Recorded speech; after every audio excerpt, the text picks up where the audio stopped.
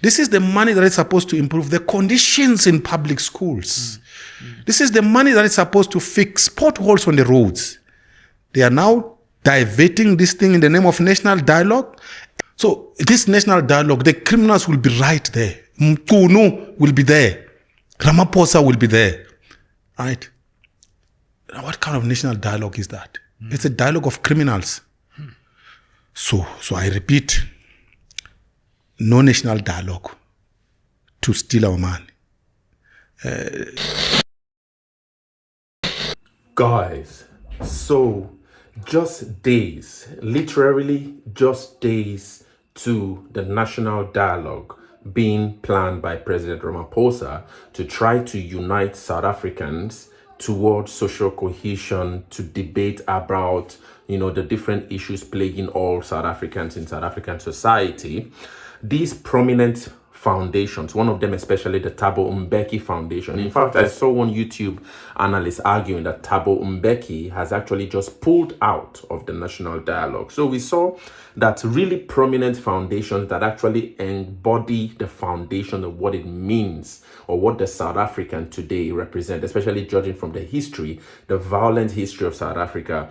The Stevie Biko Foundation, the Thabo Mbeki Foundation, Chief Albert Lituli Foundation, the Desmond and Leah Tutu Foundation, and the WDB Foundation, even the Oliver and Adelaide Tambo Foundation, and also the Strategic Dialogue Group, they all announced their decision in a joint statement on Friday to boycott the national dialogue. These are pillars, for me, these are pillars that represent the history of South Africa, especially if you're going to have any dialogue trying to speak about social cohesion from a country that had just left the apartheid era. Lots of majority of people, especially the black majority, screaming for justice and all of that from what has been called the wrongs of the past. You really should have a Stevie Biko. These are the voices I would expect to be hearing in that narrative. Stevie Biko, and Albert Lituli, and Oliver Tambo, and Desmond Tutu, and all of that. But these really important strategic foundations have just said no. They're going to be boycotting. They're going to be withdrawing. It says that they've withdrawn from the structures of the preparatory task team and the upcoming first national convention of the National Dialogue, which is scheduled to hold on August the 15th. Now, what are the reasons? First of all, this article here, I found this article on IOL, very interesting. It says that this group now actually has played a central role in shaping the emerging national dialogue process over the past year, all right? And it says that this decision from this group comes from a place of deep regret, but it is necessary to protect the credibility, inclusiveness, and integrity of this process of national dialogue. In other words, they feel that the country is not ready, and all of that for such a national dialogue as this one that President Ramaphosa seems to be pushing. One of the facts they argue is that they stress that they remain committed to a citizen-led national dialogue rooted in public trust, broad participation, and accountability. Some of the statements from the joint publication they said, "We do so not out of apathy in engagement, but because we remain committed in the belief that all aspects of the national dialogue must be credible, participatory, and anchored in public trust. At the heart of their concerns is what they describe as a shift away from a citizen-led process towards one driven by government officials." In other words, they think that this whole national dialogue, the whole process that had led to it, hasn't actually been citizen-led. Actually, it has been led by government officials. So this is one problem they see with this. So they said that the problem they raise regarding why they decided to boycott this whole thing, they said the rushed timeline, the constrained logistics, and the limited interactive design mean that the proposed convention no longer offers a meaningful platform for engagement, and they warned that it would amount to more performance than participation. And actually, that's exactly what Prince Mashele is actually addressing in this video, arguing in his own perspective, and it's really funny. He says that this is a national dialogue of thieves, I don't want to spill the beans, but I don't know really. I want you guys to listen for yourselves what he means and who are the thieves. But before we go to that, let's quickly listen to President Ramaphosa respond to these foundations, reject or decline their participation in this national dialogue. This is what Ramaphosa had to say. With regard to the national dialogue, I had a meeting, a fairly long meeting, with the PTT, the Planning Task Team, which is composed of people from the foundations as well as officials from the presidency. We had a lengthy discussion and we dealt with the extent of preparedness for the first convention, which is going to be on the 15th. And there was a sense in some of the quarters that we may not be as prepared as we should be. And it had to do with the level of preparedness.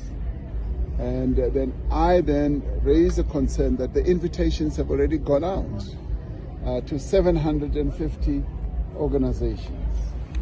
And many of those organizations have already responded that they are coming, they are willing and committed. Prior to that meeting, there had been a meeting of civil society where there were 100 representatives and who felt that they want to go ahead with the dialogue.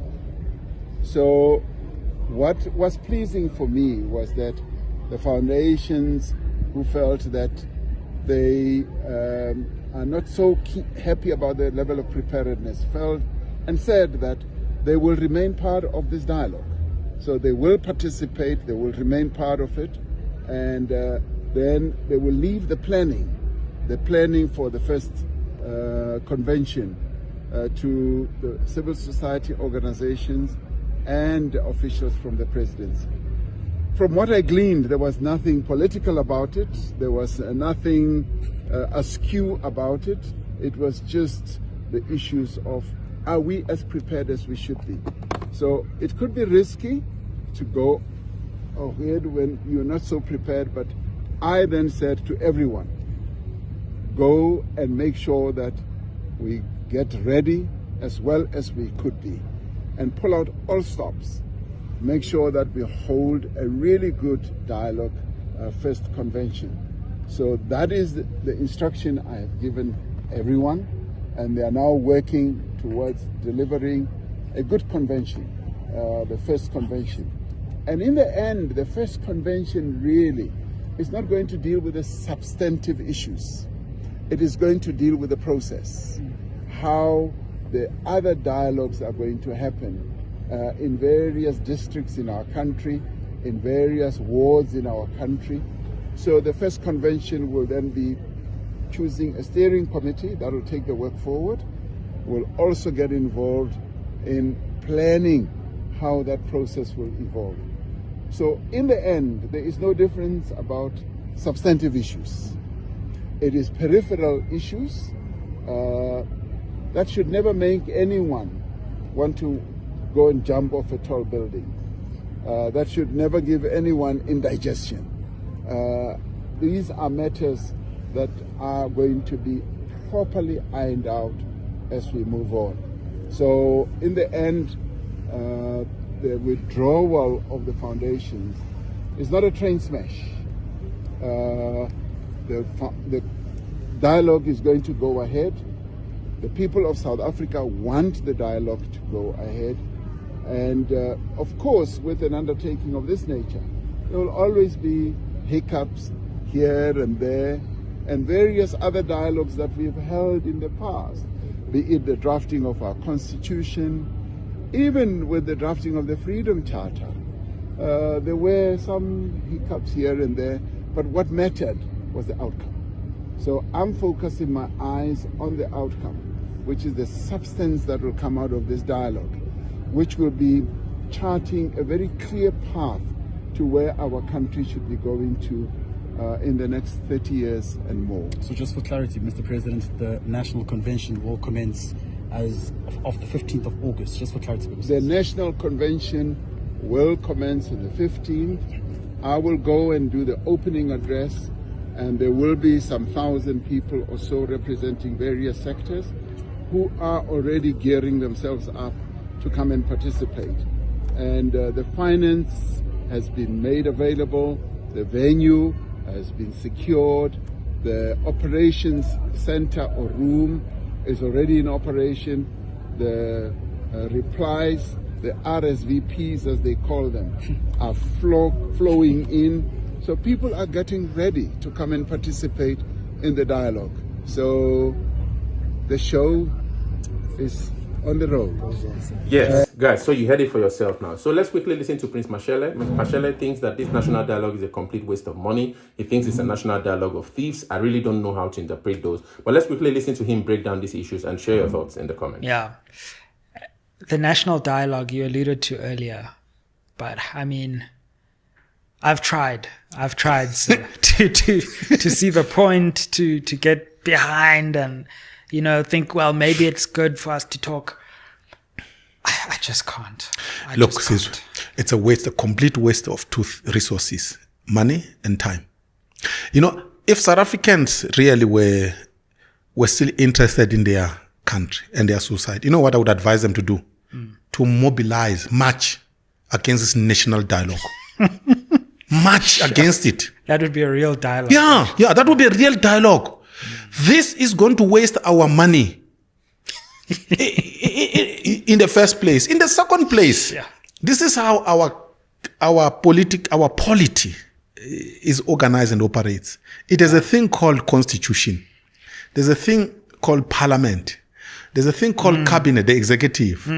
These parties, they present manifestos, we choose. And then we vote them, they come to the government, they implement the policies we have chosen. Right? Yeah. These are the structures that are empowered to take decisions and implement in society. Thank you.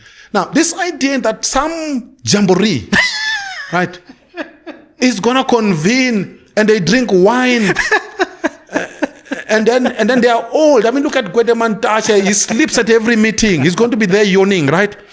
And then after that, who's going to implement that? They are not empowered to implement anything.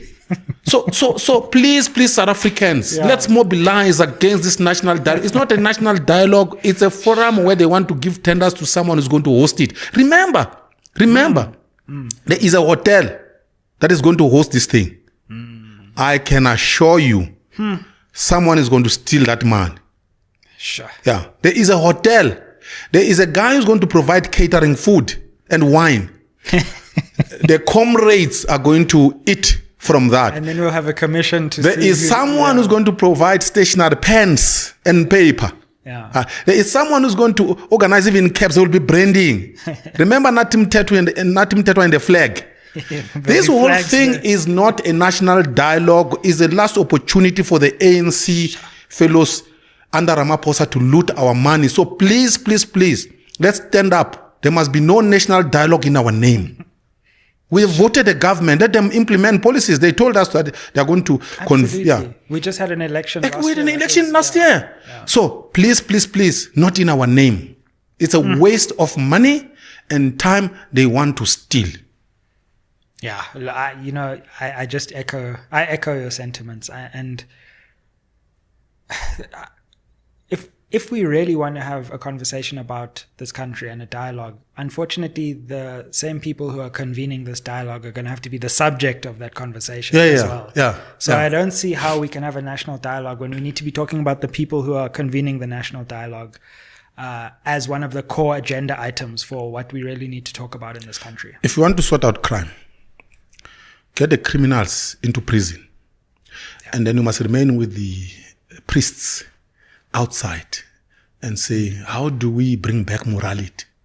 Can't take the criminals into that conference. The criminals will be looking at you, the priests, and say, that one talks a lot. We'll sort him out. So this national dialogue, the criminals will be right there. Mkunu will be there. Ramaphosa will be there. Right? Now, what kind of national dialogue is that? It's a dialogue of criminals. So I repeat, no national dialogue to steal our money. there's a government. Let them implement. We have voted. Absolutely. And then come the next elections, we'll vote another government. That's it.